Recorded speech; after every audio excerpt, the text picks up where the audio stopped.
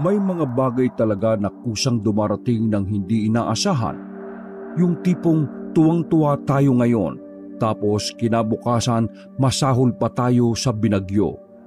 Sa kwentong maririnig natin ngayon, tayo na ang humusga. Kung dapat bang paglaruan ang pagkakataon at hayaang tadhana ang gumawa ng paraan para managot ang tunay na may kasalanan. Matagal na sa larangan ng pagnanakaw ang magkaibigang sina Paul at Carter. Pareho silang makakati ang mga kamay. Naisip ng dalawa, pinanganak sila para gawin ang mga bagay na makapagpapasaya sa kanila. Kabisado na nila ang halos lahat ng teknik at paraan para makadilihensya ng walang nakakalam na kahit na sino. Bata pa lamang ay sanay na sa gawain ganito ang dalawa. Nanggaling sila sa bayan ng Albay, ngunit dahil sa hirap ng buhay ay napilitang lumuwas para maghanap ng trabaho na hindi naman nangyari. Putya, paano ba tayo makakahanap ng makakain yan? Ang aga-agang dumating ng mga pulis. Akala ko pa naman may mahihita tayo sa lakad natin ngayon. Nagmamaktol na wika ni Paul habang panay silip sa bintana ng kanilang tinitirhang barong-barong sa isang bahagi ng squatters area sa Tondo. Nagkaroon ng raid kagabi dahil isang bahay sa lugar nila ang natuklasang hideout daw ng isang kilalang sindikato na kasalukuyang tinutugis ng kapulisan. Walang magawa ang dalawa kundi maghintay kung kailan aalis sa mga ito. Kesa naman mahuli sila gayong ilang beses na silang napupusasan at kilala na sila ng mga pulis na kapag nagsawa sa kakahuli sa kanila ay baka idiretso na sila sa Muntinlupa nang wala ng labasan. Umalig makatol, aalis din yung mga yan. Alam mo na, mamaya lang mawawala din ang mga yan. Baka naniniguro lang na walang naiwang suspek sa hideout ng mga manyakis. Kumalamang sikmura ni Paul kaya masama siyang napatingin kay Carter. Oo nga no, dapat pala sumuko ka na nang sa gayon makalabas na ako. Tol naman! Angil ni Carter sabay minwestrahan si Paul na huwag maingay. Namataan niyang papalapit sa kanilang kinaroroonan ang isa sa mga pulis. Ngunit hindi naman tumuloy at sa halip ay lumiko na lang sa isang kanto. Napahinga ng maluwagang dalawa. Ang dami-daming lugar na pwedeng puntahan Dito pa talaga nilang napiling maglibot. Bulyaw ni Paul. Hayaan mo na, paalis naman Umalis nga ang mga pulis at naging payapa din ang kanilang kalye. Lumabas na ang dalawa saka nagsimulang maglakad. Kagaya ng mga nagdaang araw, tirik na ang sikat ng araw. Kakaiba ang init ng mga sandaling yon. Nakakapaso at kahit bagong ligo ay amoy bayabas na ulit. Uy tol, nakikita mo ba yung nakikita ko? Untag ni Carter sa kalagitnaan ng kanilang paglalakad. Hindi gaanong matao sa kalyeng yon, kaya malayo ang naaabot ng tanaw nila. Nakatingin na din si Paul sa pinagmamasdan ng kaibigan. Isang bukas na pinto ng isang mamahaling kotse ang nasa kanilang unahan. Napalingon ng dalawa sa paligid at sabay pang napangisi. Walang nagmamaneho sa sasakyan na siguro'y iniwan lang ng may-ari sa pag-aakalang walang masasamang loob ang yayari rito dahil umaga nga naman at may mga tao sa paligid. Naikiskis ni Paul ang kanyang magkabilang palad sa isa't isa. Maganda ang kotse na nasa kanilang harapan. Bagong modelo na wala pang kahit sino ang nakabibili sa buong Pilipinas. Maliban nga lang sa nakikita nila ngayon. Mamahalin. Automatic. Kapag ito ang dinala nila sa inchik na bumibili ng lahat ng mga ninakaw nilang gamit, siguradong tiba-tiba sila. Tol, Carter, tirahin na natin. Oo ba? Mabilis na nakatawid ng kalsadang dalawa at sinakyang kagad ang kotse. Hindi nag-iisip na ibinalya pa nila ang pagsara ng pinto at nagulat nang makitang umaandar pala ang makina nito. Tol, drive mo na! Utos ni Paul sa kanyang kaibigan na siyang magaling magmaneho ng sasakyan.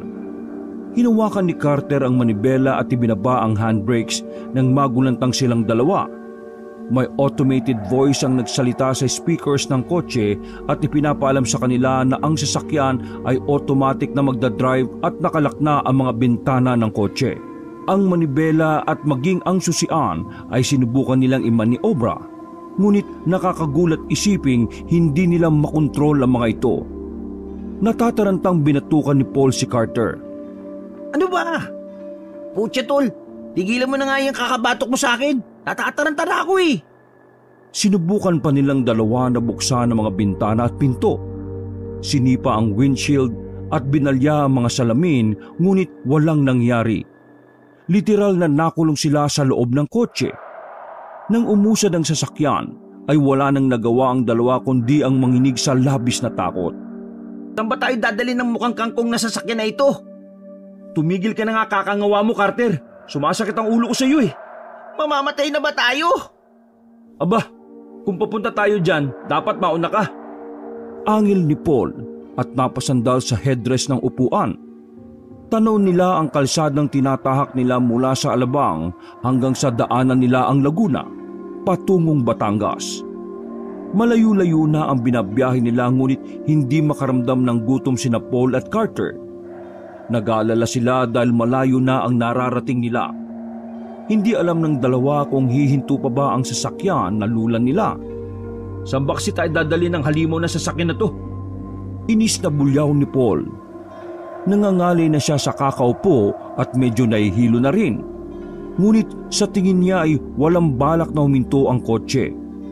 Sige pa din ito sa pagbabiyahe na sa ngayon ay puro mayayabong na puno na lang ang natatanaw nila. Ni wala ng street lights at wala din silang nakakasalubong ng mga sasakyan. Baliw, automatic nga kasi ito hindi ba? Oo, kaya sana nga walang mangyaring masama sa atin mamaya, di ba? Inis na binalingan ni Paul si Carter. Naiinis pa siya dahil ang kaibigan ang nakakita sa kotse kanina. Paano na lang kung totoong mapapahamak sila kapag huminto ang kotse?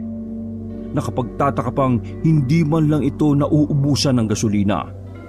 Sa tingin nila ay nasa parteng Luzon pa naman sila. Hindi natatandaan ni Paul na tumawid sila ng dagat. Siyempre, kapag isinakay sila ng barko ay magtataka ang mga pahinante at pabababain sila. Napansin ng dalawa na paakyat ng bundok ang kotseng tinatahak nila. May simentadong kalsada na sadyang ginawa para daanan ng kotse kaya manghang-mangha sila. Sa wakas, huminto ang nasabing sasakyan sa isang napakalaking bahay. Kusang bumalik sa dati ang manibela ng sasakyan at nag-automatic unlock din ang mga pinto at bintana, kasabay ang pagsasalita ng automated voice ng kotse na dumating na daw sila sa kanilang destinasyon. Maligayang pagdating. Sulubong sa kanila ng isang lalaking may suot na sutanang kulay pula. Amoy kandila ang lalaki. Nasa tansya ng magkaibigan ay nasa edad 50. Nagkatinginan sina Paul at Carter. Unang nagsalita si Carter. Kilala mo ba, tol? Aba hindi. Magtatanong nga sana ako kung kilala ka eh. Sa'yo nakatingin no? Naku, hindi ko kilala, tol. Mamaya baka sindikato yan. Rinig na rinig ng lalaki ang pagbubulungan ng dalawa. Ngunit hinayaan na lang niya ang mga ito. Hindi nakatiis si Paul at namewang na hinarap ang lalaki. Sino ka ba? Bakit ba kami nakarating dito? Kinidnap mo ba kami o ano? Humalakak ang lalaki na tila ba tuwang-tuwa. Ha? Huwag kayong ganyan mga iho. Hindi niyo ba alam? Kayo ang may kailangan sa akin. Ito ang dahilan kung bakit bumiyahe kayo ng malayo para matupad ang matagal na ninyong gusto. Nagkatinginan ulit sina Paul at Carter. Sa pagkakataong ito, nakakunot na pareho ang mga noo nilang dalawa. Ano bang ibig sabihin ng matandang to? Angil ni Paul. Nagkibit balikat si Carter at muling humarap sa kaibigan. Abay mali ko. Mas mabuti pa, hayaan na lang natin siya sa ginagawa niya. Baka may pagkain sa loob. Gutom na ako, tol. Muli nilang hinarap ang lalaki kung makangisi ay abot hanggang tenga. Hindi pa din ito gumagalaw na parang naghihintay ng sasabihin nila. Tama ka nga, Manong. May kailangan kami sa iyo. Pagkain. Sabi ni Paul. Muling gumisi ang matandang lalaki at sa pagkakataong ito ay nakakangilo na ang paraan ng pagtawa nito. Tumuli kayo sa ating tahanan at pag-usapan ng mga bagay na gusto nyo sa buhay.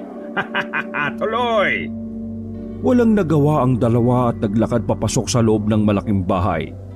Sa layo ng binyahe nila na natiling lutang sina Paul at Carter, kaya naisip na kapag nakakain sila ng masarap na putahe ay nakatitiyak na makapag-iisip na sila na matino. Nagulat sila nang pagpasok nila sa loob ay may mahabang mesa nang naghihintay sa kanila.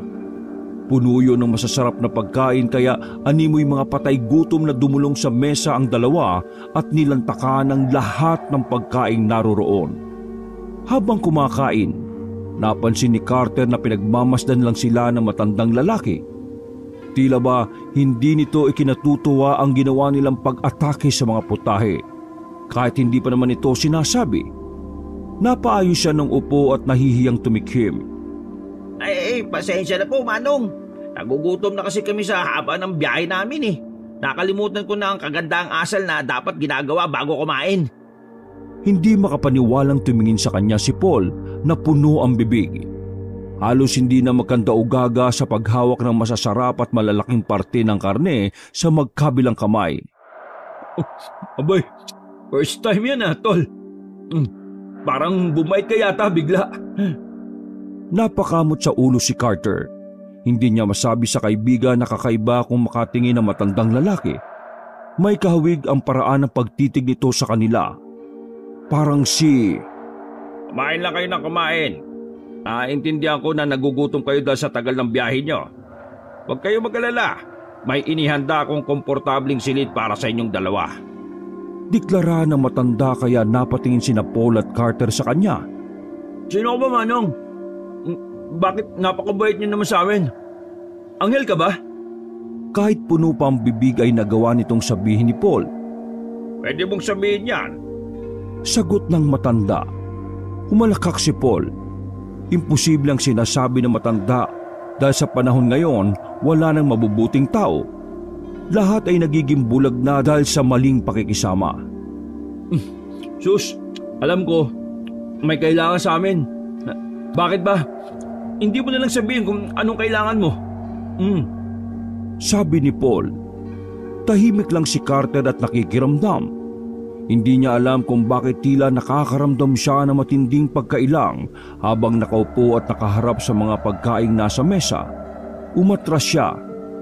Hindi po ba dapat kasama ka namin kumakain? Aniya. Ngumiti ang lalaki at tumiling. Hindi na kailangan. Nakahanda akong magsilbi sa inyo. Kaya panonoorin ko kayo habang kumakain at hihintayin ko ang resulta ng inyong pagkabusog kung nasarapan ba kayo sa inihain ko o hindi. At nagpatuloy nga sa pagkain ng magkaibigan. Subo dito, subo doon. Abot dito, tikim doon. Halos maubos nilang dalawa ang napakaraming putahing inihanda ng lalaki, kaya naman nang mabondat na ang dalawa ay halos hindi na sila makahinga at sumandal na lamang sa kanilang upuan. Bueno, ngayong tapos na kayo, ipaliliwanag ko ang dahilan kung bakit kayo naririto. Panimula ng lalaki. Napatuon ang atensyon ni Paul at Carter sa lalaki nang tanggalin nito ang kanyang sutana. Masarap ba ang kinain ninyo? Magkabilang baling nitong tanong sa kanila. Nagunahan naman sa pagsagot ang dalawa. Opo, sobrang sarap po. Sabi ni Carter. Gusto ko nga ng round 2 Sabi naman ni Paul. Ngumisi ng nakakarimarimang lalaki sa kamuling nagsalita. Ang putahing inihain ko karne ng taong pinakahuling sumaway sa aking utos at lumabag sa batas na aking ipinatutupad. Sabay na nagkatinginan ng dalawa sa matanda. Tila hindi kaagad na gets ang sinabi nito. Ngunit nang mapagtantong may mali sa ipinaliliwanag sa kanila ng matanda, kanya-kanya sa paghawak ng kanilang tiyan ng dalawa at hindi na nag-abalang tumakbo pa sa malayo. Kung saan sila nakaupo ay doon na din nila isinuka ang lahat ng kinain nila. Imbis na magalit ay mas lalong lumapad ang pagkakangisi ng lalaki. Walang iya ka. Tao pinakain mo sa amin. Karne ng tao. Nanlalaki at puno ng sindak na sabi ni Paul. Nangihinang napatingala naman si Carter. Namumutla sa labis na pandidiri. Humalakhak ang lalaki at hinawakan ng pitsyel saka nagsali ng tubig sa baso. Wala kaming ibang karneng kinakain dito, maliban sa karne ng tao. Ay siya nga pala, ako si Supremo Alejandro. Ako ang pinuno ng mga babaylang sumuway sa batas ng paggagamot at naging isang mangkukulam. Para mabuhay, kailangan naming mag-alay sa aming sinasambang Panginoon ng buhay na tao. Kaya kailangan maging kasapi namin sila at gagawin din ang aming mga ginagawa. Kapag sumuway, wala kaming pagpipilian kundi katayin ng mga taong ito. Ang bawat buhay ng isang suwail ay katumbas ng 100 buhay na literal naming makakamit. Maswerte kayo at isa kayo sa mga napili namin para maging aming kasapi. Mahabang paliwanag ni Supremo Alejandro. Napataas ng kilay si Paul. Hindi niya lubusang maintindihan ang sinabi ng matanda. Ngunit si Carter ay nakuha kaagad ang punto nito. Iibig mo bang sabihin ay kailangan kaming mandinlang ng tao para maging kasapi? Ngunit kapag tumanggi ay gagawing alay at pagsasaluhan? Aniya. Humalakhak si Supremo. Natatalinuhan siya kay Carter. Madali itong makaintindi. Tama! Tama ang sinabi mo! Bulalas ni Supremo. Nagkatinginan sina Paul at Carter. Tila nangungusap ang kanilang mga mata nang sila lamang ang nakakaintindi. Kung ganon, ano naman ang makukuha namin sa pagsunod sa inyong batas? Kailangan pa ba naming unahin to? Wala kami makain. Ang pamilya namin sa Albay, mahirap pa sa daga. Paano ngayon yan? Mas mahalaga sa amin ang pagkain. Mahinang sambit ni Carter. Muling humalakhak si Supremo. Tila ba tuwang-tuwa sa kanilang mga reaksyon. Yaman ang aming kabayaran sa inyong pagsunod sa amin. Gagawa tayo ng kasunduan. May pipirmahan tayong kontrata. Bibigyan namin kayo ng walang katapusang ligaya. Imbis na matakot sa posibleng kapahamakan na pwede nilang masuong, lumakas pa lalo ang loob ng 2 binatang magnanakaw. Para sa kanila, bahala na si Batman sa kung anuman ang mangyayari sa kanila. Ang mahalaga, may sakatuparan man lang ang hiling nilang yumaman at huwag munang problemahin ang hirap ng buhay sa loob ng maikling panahon. Hinayaan nilang isama sila ni Supremo sa isinagawa nitong seremonyas. Iaalay daw ang kanilang mga kaluluwa sa Panginoon nito. Ngunit hindi naman sila papatayin. Sadyang kailangan lang itong gawin bilang parte ng pagsang-ayon nila sa gagawing kasunduan. Kumbaga, kapag pinasok na nila ang ganitong buhay ay wala nang atrasan pa. Kung balak man nilang umangal, malinaw na kamatayan ang kahahantungan nila. Umuwing masaya ang dalawa. Wala silang pakialam na nakipagkasundo na sila sa demonyo. Ang kanilang kaluluwa ay pag-aari na nito. At lahat ng gustong naisin nila ay ibibigay naman ito. Minaneho na ni Carter ang kotseng sinakyan nila pauwi. Hindi mapakali ang dalawa kahit katatanggap lang nila ng paunang bayad sa kanilang serbisyo.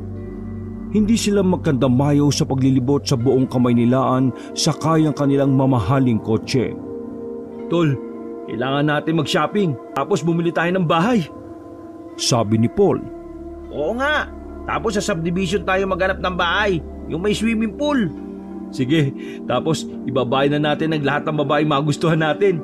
Paliw, unahin muna natin si nanay. Mali bang sinabi ko? Imbis na sa barong-barong nilang tirahan sa squatter area sa Tondo sila umuwi, minaniobra ni Carter ang sasakyan pa Albay. Walang pakialamang dalawa kahit malayo, ang mahalaga maipakita nila sa kanilang mga kapitbahay na kinukutya sila na may narating sila sa buhay. Kailangan lang nilang magkunwari ng sagayoy maisip ng mga taong totoong pinagtrabahuan nila ang pera na dala nila. Ngunit ang totoo, pabaw nito ni Supremo para sa una nilang misyon. Ababol! Big timer na kayo ah! Carter, balatuan mo naman kami. Paul, nakasalan mo na ako. Ilan lang yan sa mga naririnig nilang sinisigaw ng mga kababayan nila sa Albay pagdating nila. Walang ibang naging reaksyon si Carter. Hinayaan niyang si Paul ang magsalita na magsalita. Tutal naman, sanay na magsinungaling ang kanyang kaibigan. Samantalang siya, Nakokonsensya siya sa pinagsasasabi ni Paul. Iika-ikang lumapit sa kanya ang nanay Criselda niya. May pagdududa sa mga mata nito. Sabihin mo nga sa akin, Katrino, saan mo nakuha yung perang yan, ha? Huwag kang magsisinungaling. Banta pa nito na ikinaatras ni Carter. Nay, totoo naman po talaga yung nasweldo namin yan eh. Hindi po ako sindikato. Angal niya at ginawa ang lahat para lang maging kapani-paniwala sa kanyang nanay ang sinasabi niya at hindi na ito magtanong pa. Pinagkaguluhan ng mga tropa nila ang kanilang dalang kotse. Wala pa daw kahit sino ang nagmamay-ari ng ganoon sa kanilang lugar. Kaya hindi maiwasang mamangha ang mga tao. Ang mga bata ay binilhan nila ng mga pasalubong, pagkain at mga damit. Tila sila nagpiesta sa pagsasaya dahil sa kanilang nadalang grasya. Ngunit lingid sa kaalaman ng nakararami, mailap ang mga mata ng magkaibigan. Palingon-lingon, nagmamatsyag. Nang mamataan ng isang magandang babaeng padaan sa kalsada, hindi na nagsayang ng oras ang dalawa. Kagad nilang nilapitan ng babae at nakipagkilala rito. Helen ang pangalan ng magandang babae. Matangkad, maganda ang hubog ng katawan at palangiti. Malayo pa lang sila ay batid na nitong may kailangan sila sa babae. Nakangiti silang sinalubong nito at binati. Nang sa tingin ni Paul ay makikipag-usap ng matagal sa kanila si Helen, sinabi na niya kaagad ang kanyang pamatay na linya. Gusto mo bang mag-artista? Kagaya ng inaasahan ay nangislap ang mga mata ni Helen at hindi na tumanggi pa.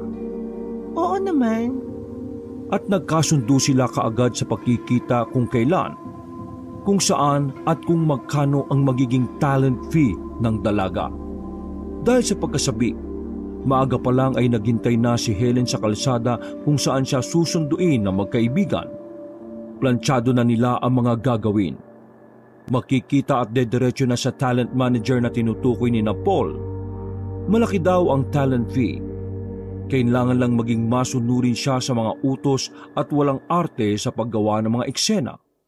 Yun ang alam niya. Ngunit ang kapatid niyang si Hannah, balisana at hindi mapakali. Makilang beses siyang tinanong tungkol sa trabahong papasukan niya, ngunit sinabi niya rito na wala itong dapat na ipag-alala. Mababait ang magiging amo niya at pinadalhan pa sila ng advance payment para ipaalam ang pagiging sincero nila sa paghahanap ng artistang empleyado. Hindi niya alam na may kakayahang makaramdam ng babala si Hannah. At base sa nakikita niyang kasabikan sa mukha ng kanyang ate, batid niyang may masamang mangyayari. Hindi nga nagpapigil si Helen at tuluyan ng umalis.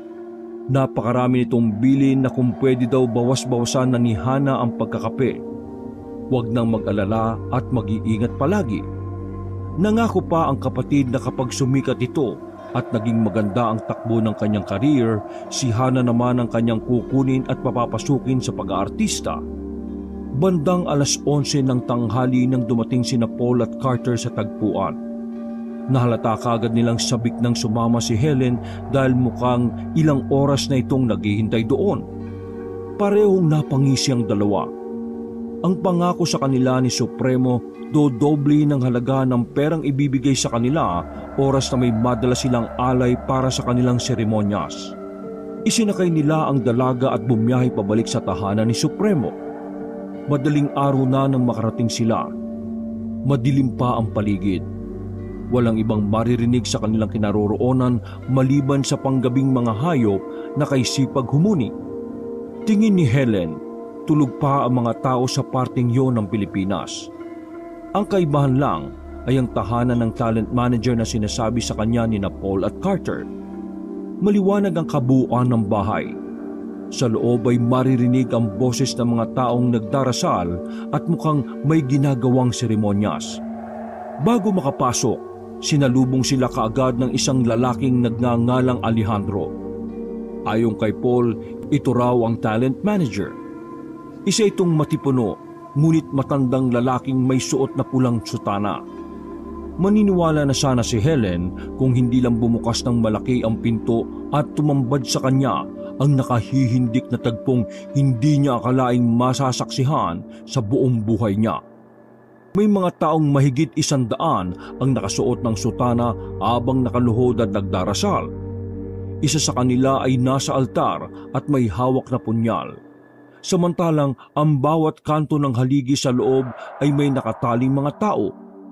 Hubot-hubad ang mga ito at naghihingalo na. Humarap sa kanya ang isa sa mga nakataling lalaki at binulyawan siya. Baliw ka ba? Gusto mong magaya sa amin na nagpaloko? Hindi pa huli ang lahat! Umalis ka na! Nagriguton kagad ang puso ni Helen sa labis na takot. Nang subukan niyang linawin sa magkaibigang nagdala sa kanya kung taping ba ang tagpong nakikita nila o shooting, ay iba na ang kinilos ng mga ito. Kagaya ng mga taong nakasutana, naging matalas na din ang tingin ng dalawa sa kanya. Teka, ano gagawin niyo sa akin? Hintatakot niyang wika. Naalala niya ang pagkabalisa ni Hana at pinigilan pa siyang umalis kanina. Mukhang may basihan ang babala nito sa kanya. Napatras si Helen at nanginginig na nagbanta na huwag lalapit, ngunit gusto na lamang niyang magpakamatay ng mapagtantong nasa likuran niya si Alejandro na mukhang inihintay siya talaga at tinawag pang supremo ni Paul at Carter. Iha, hindi ka na makakalis pa sa lugar na ito. Naghihintay na ang iyong tunay na talent manager, si Satanas! Naglaho bigla ang pagiging malumanay sa boses nito at napalitan ng pagkabagsik. Maya-maya lang humalakhak ang lalaki dahilan para mapasigaw siya. Wala ka nang kawala! Sabi ni Carter. Ikaw ang magliligtas sa amin. Tura naman ni Paul.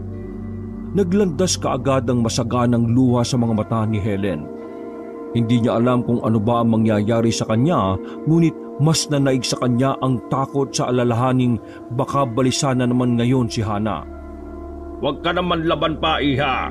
Hindi ka din naman makakalis sa lugar na ito. Maging ang iyong kaluluwa ay dito na makukulong.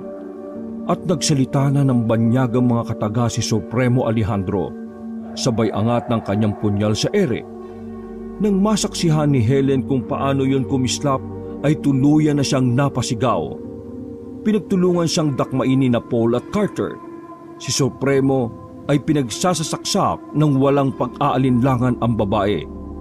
Tumalsik ang kanyang dugo at pinagpiestahan ng tatlo. Makalipas ang ilang saglit, lupaypay na si Helen. Nanginginig na nagmamakaawang babae sa kabila ng panlalabo ng kanyang mga mata. Wala siyang naririnig maliban sa Latin na dasal na binabanggit ng mga tao sa kanyang paligid. Naiintindihan niya ito dahil siya man at ang kanyang kapatid ay nagsasalita din ng ganon sa tuwing may kinukulam sila. Sa nangihinang tinig, umusal siya ng mumunting katagang Latin at hinayaan itong dalhin ng ihip ng hangin. Nakikita niya ang mga invisible na letrang likha niya ng dahan-dahang lumayo ito sa kanya. At naglakbay papunta sa kung saan banda ang kanyang pinanggalingan. Batid niyang ilang saglit lang, malalaman na ng kanyang kapatid kung ano ang nangyayari sa kanya. Samantala, napabalikwas bigla ng bangon si Hana nang maramdaman ng pagkahulog ng litrato nilang dalawa ng kanyang ate Helen sa misita. May naririnig siyang munting mga kataga. Ipinapaalam ang nangyayari rito, kaya bigla siyang napapadyak at umatungal ng iyak. Ate naman sabi ko naman sa iyo, hindi mo pagkakatula ng mga taong yon. Tangis niya. Langit naman para kina Paul at Carter ang makadala ng pinakauna nilang biktima sa tahanan ng kanilang supremo. Hindi nila akalain sa isang pagsunod nila ay busog sila sa pera, pagkain at kapangyarihan. Tinuruan sila ng kanilang mga kasapi kung paano mangulam.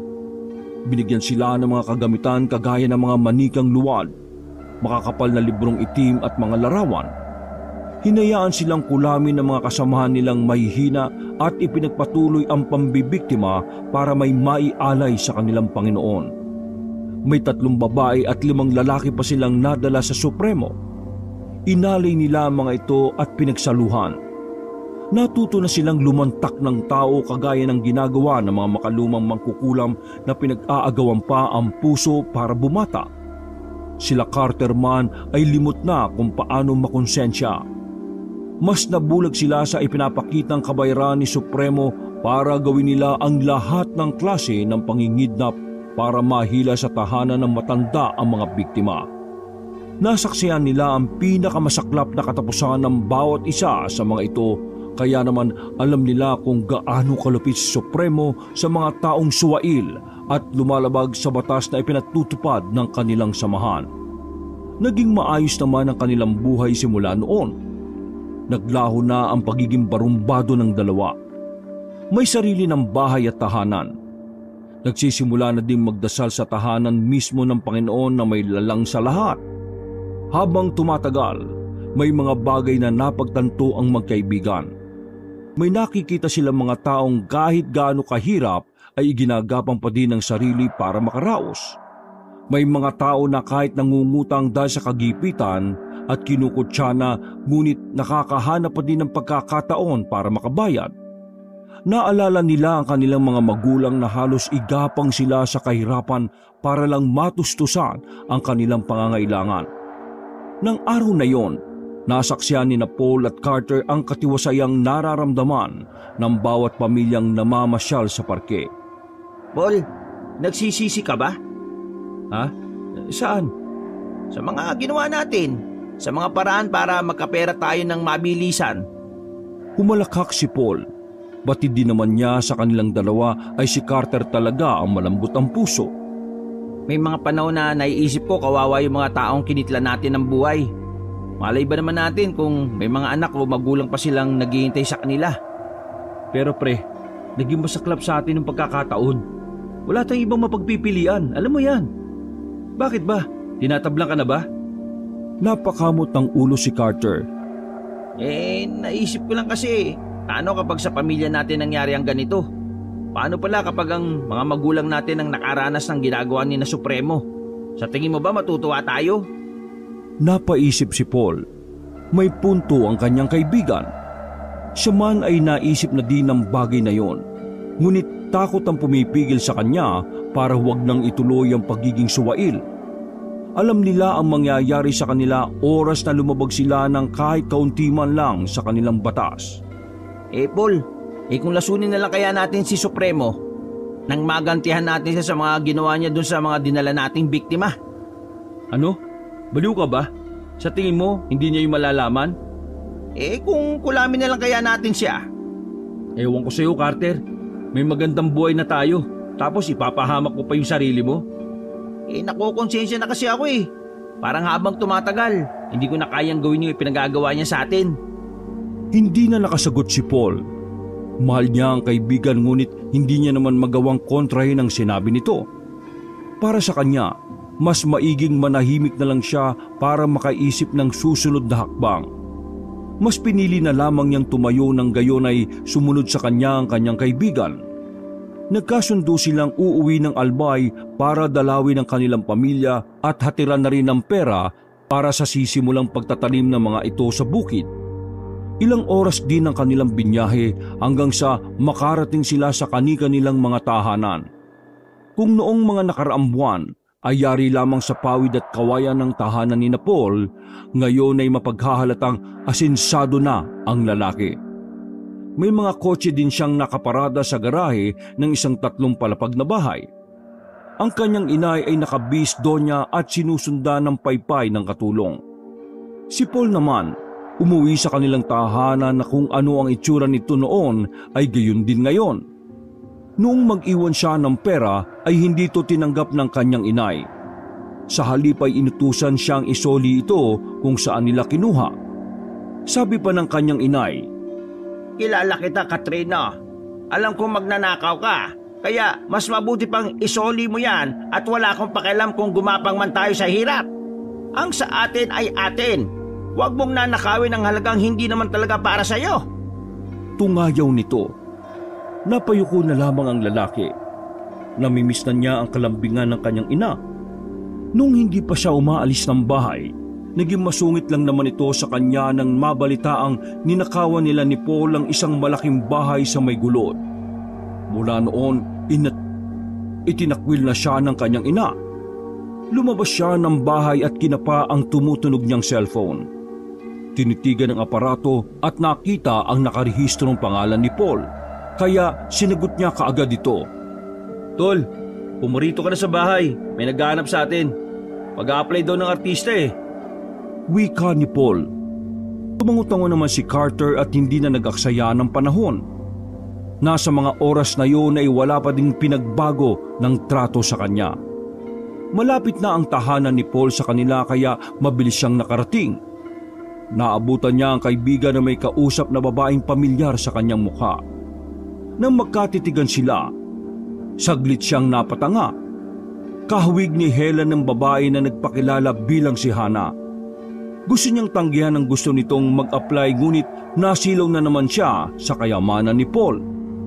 Labag man sa kanyang kalooban, wala siyang nagawa kundi ang hayaan ng kaibigan na isama ang babae sa tahanan ni Supremo.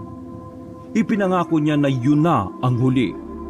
Ngunit gayon na lang ang sindak ng kanilang nadarama nang pagdating doon ay kilala naman ni Supremo si Hana. At ang mas nakakasindak pa ay sila ang ipinresentang alay na nagpanghisi kay Supremo. Ha? Anong ibig sabihin nito? Hintatakot na singhal ni Paul kay Hana. Ngumisi ang babae ngunit may luha ang mga mata. Lingid sa kaalaman ng magkaibigan, mas una siyang naging miyembro ng samahan ng mga mangkukulam. Mas kilala at mas malapit sa Supremo. Sa katunayan, siya pa ang nagreto sa magkaibigan na kukuhanin at lilinlangin. Oras na para singilin ko kayo. Hindi ko sana to gagawin kung hindi nyo pinakilaman ng ate ko. Pero traidor kayo Hindi nyo kinilala ang mga taong dapat na binibiktima nyo. Kaya tikman nyo ang sakit ng pagbabalik ng karma sa inyo. Kasabay noon, walang nagawa sina Paul at Carter kundi magsigawan ng makitang pinagtutulungan na silang saksakin ng mga kasapi ng mangkukulam. Marahil huli na ang pagsisisi nila sa kanilang mga nagawa.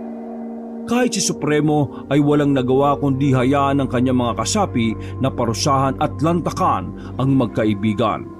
Dahil pilit nilang inuukil-kil sa isipan na sumuway ang mga ito sa batas at kailangang ialay para tubusin ang kanilang mga kasalanan. Wakas!